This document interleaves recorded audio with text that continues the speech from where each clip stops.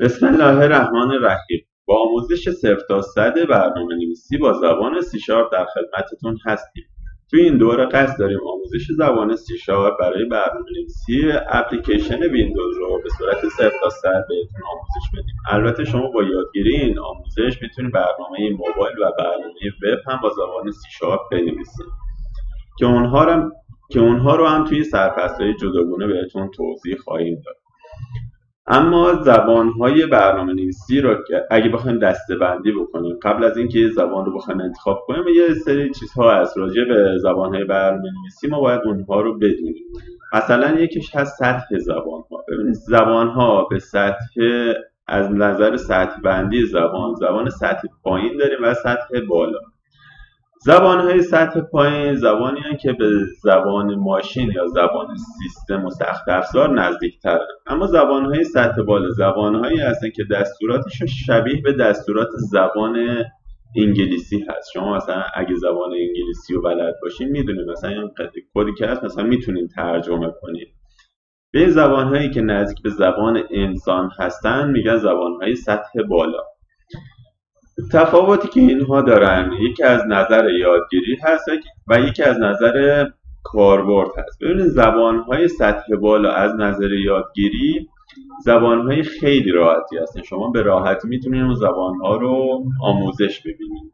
اما زبان‌های سطح پایین چون دستوراتشون از نظر زبان انسانی نامفهوم هست، یه خورده، البته نه اینکه خیلی نامفهوم باشه، یه خورده نامفهومه ولی باز میشه یه چیزایی از توشون فهمید.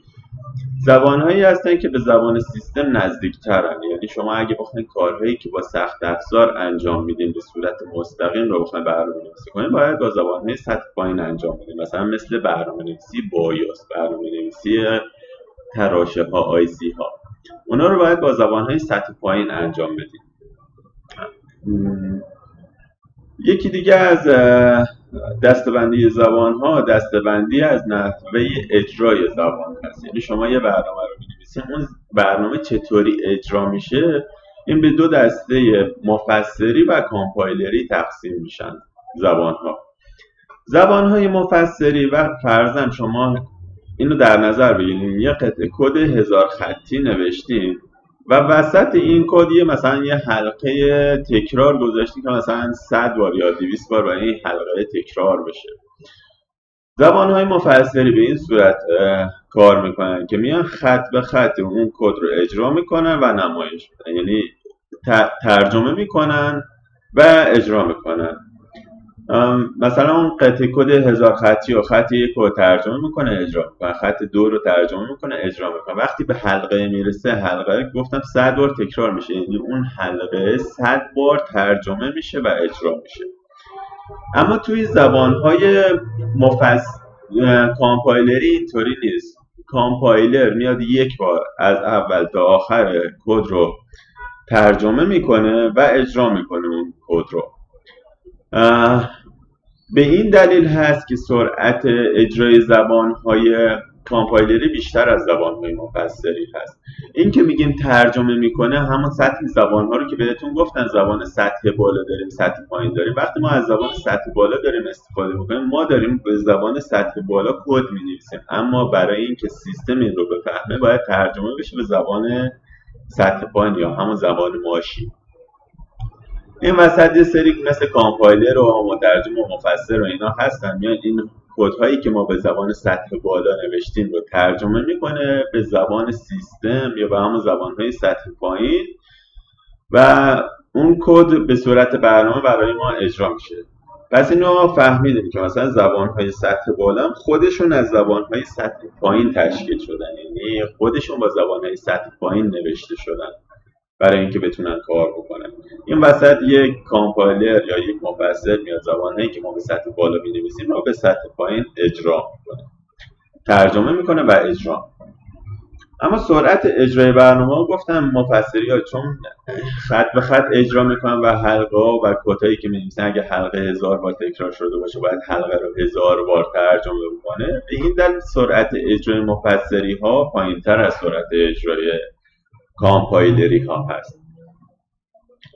اما این سرعت اونقدری نیست که کاربر بتونه این رو متوجه بشه، چون شما وقتی روی سیستم مثلا یه سیستم معمولی یا یه سیستم حرفه‌ای یا یه سیستم خیلی سنگین یه کد میزنی، انقدر این سرعت اجرای کدها زیاد هست که شما اصلا تفاوت این سرعت رو نمیفهمید که این زبان مفسری است یا کامپایلری است. شاید در حد میلی ثانیه باشه این سرعت که اصلا به چشم کاربر نمیاد این تأخیره.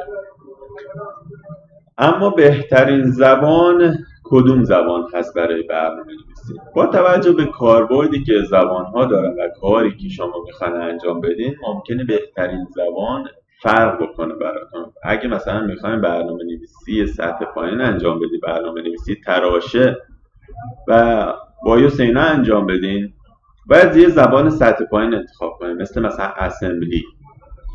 اگر میخواین برنامه نویسی ویندوز انجام بدین، اپلیکیشن انجام بدین، مشخصا سی شارپ میتونه بهترین گزینه باشه، میتونه ویژوال بیسیک بهترین گزینه باشه، بی بی ای بهترین گزینه باشه. اگر برنامه وبسایت مینویسین، طراحی سایت انجام میدین، میتونه پی اچ پی بهترین گزینه براتون باشه، میتونه سی شارپ باز بهترین گزینه براتون باشه، میتونه پایتون بهترین گزینه براتون باشه. اگر برنامه‌نویسی موبایل انجام میدین، میتونه پایتون باشه، جاوا باشه، کاتلین باشه، میتونه خود سی شارپ باشه. اما اینکه کدوم زبان رو انتخاب بکنین زیاد روی این سخت نگیرین. اول رشته‌ای که میخواین کسب درآمد بکنین رو مشخص کنین. فرضاً اگه میخواین وبسایت انجام بدین، طراحی وبسایت انجام بدین، یا سی شارپ رو یاد بگیرین یا پی اچ پی. حالا اگه میخواین پی اچ پی کار بکنین، میتونین مثلا با نوتپد، دریم ویور اینا کار بکنه. اگه میخواید سی شارپ کار بکنید، میتونید با نرم افزاری مثل ویژوال استودیو اینا کار بکنید. اما اینکه کدوم رو انتخاب کنید، اول رشته‌ای که قصد دارید توی اون حوزه کسب درآمد بکنید رو انتخاب بکنید، بعد زبانتون رو انتخاب بکنید. و این رو نگران نباشید. شاید مثلا شما برای زبان اول، مثلا شما میخواین برای اول بار مثلا فرضاً پی اچ پی رو یاد بگیرین یا سی شارپ رو یاد بگیرین، ممکنه مثلا این رو بخواید حرفه‌ای بشین 6 ماه تا 8 ماه طول بکشه، شاید 1 سال طول بکشه.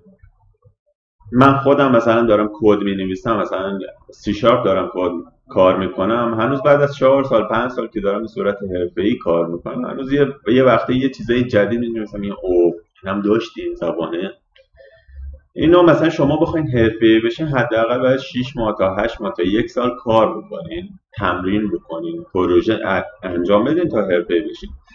شاید زبان اول اینقدر طول بکشه براتون، اما شما یه زبان رو به صورت مفهومی بفهمین، زبان دوم رو بخواین شروع بکنین، شاید حد اکثر 1 ماه ازتون وقت بگیره اگه پشت کار داشته باشین. اگه بازی خورده به صورت متوسط کار کنین، ممکنه 2 ماه ازتون وقت بگیره، چون بیس برنامه نویسی رو میدونین چی هست، مفهومی فهمیدین برنامه نویسی رو. شما زبان اولتون رو یه زبانی انتخاب بکنید و به صورت حرفه‌ای یادش بگیرین، کاری نداشته باشین. بعدا فرضاً شما دارین اپلیکیشن فرضاً ویندوز می‌نویسین با سی شارپ، بعدا اگه خواستین پی اچ پی کار بکنین، طراحی سایت کار بکنین، نهایت وقتی ازتون میگه شاید 1 ماه باشه، شاید 2 ماه باشه تا اون زبان رو هم بتونین یاد بگیرین. خیلی روی این مانور ندید. اولین زبانتون رو به صورت حرفه‌ای شروع بکنین کار کردن. حرفه‌ای که شدین، فرض کنین وقتی شما یه زبان رو به صورت حرفه‌ای یاد گرفتین، فرض این رو میتونین در نظر بگیرین که تمام زبان‌های برنامه‌نویسی رو تقریبا بلدید.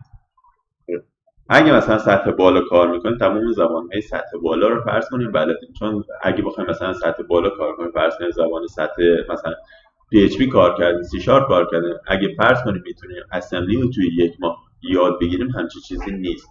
زبان‌های سطح بالا رو وقتی یاد میگیرین، همون زبان‌های سطح بالا رو فرض کنین بلدین. شما اگه سی شارپ کار میکنین، فرض کنین مثلا پی اچ پی هم بلدین، فرض کنین جاوا رو هم بلدین، چون دستوراتش رو تقریبا میشه گفت شبیه به همه اینا زبان‌های خانواده سی هستن.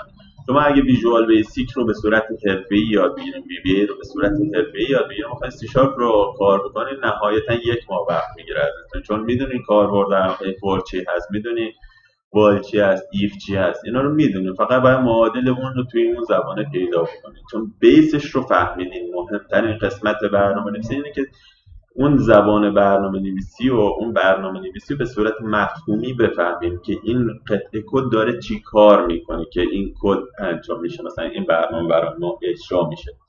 اون که چطوری اون کد داره کار میکنه رو یاد بگیرین، بقیه زبان‌های برنامه نویسی هم به صورت حرفه‌ای میتونید در حد 2 ماه یاد بگیرید. موفق و سربلند باشید. توی ویدیوی بعدی